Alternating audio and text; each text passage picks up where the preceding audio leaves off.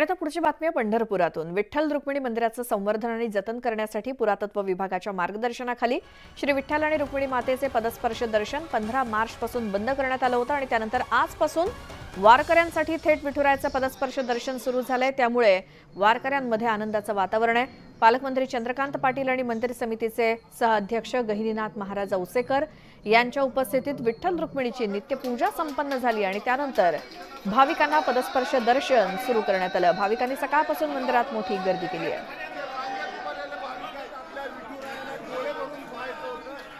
तब्बल 2.5 महिन्याच्या प्रतीक्षेनंतर विठ्ठल भक्तांना त्यांच्या पांडुरंगाच्या पायाचं दर्शन घेता येणार आहे। पदस्पर्श दर्शन आजपासून सुरू झालंय आणि मी सध्या विठ्ठल रुक्मिणी मंदिरात उपस्थित आहे, जिथे तुम्ही पाहता आहात की ही जी रांग आहे ही मुखदर्शनाची रांग आहे।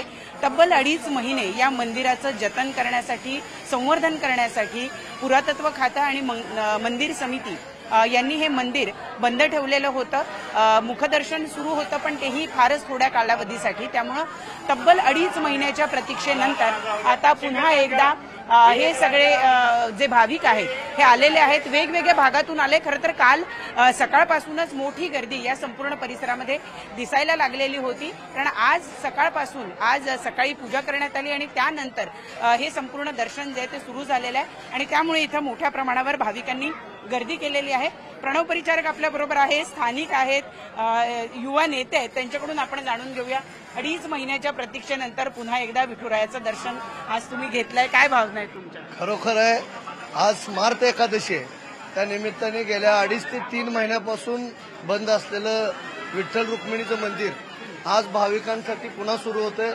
महाराष्ट्र शासनाच्या माध्यमातून पुरातत्व खात्याच्या मार्गदर्शनाखाली या ठिकाणी गेल्या 2 महिन्यापासून ज्या पद्धतीनं शेकडो वर्षापूर्वीचं जे विठ्ठल मंदिर होतं तशा पद्धतीचं रूप देण्याचा प्रयत्न पुरातत्व खाता असेल, महाराष्ट्र शासनाचा जो 84 कोटीचा आराखडा आहे त्या माध्यमातून आज परिवार देवता असेल किंवा मंदिर समितीचं एक रूप पालटण्याचा प्रयत्न या ठिकाणी झालाय।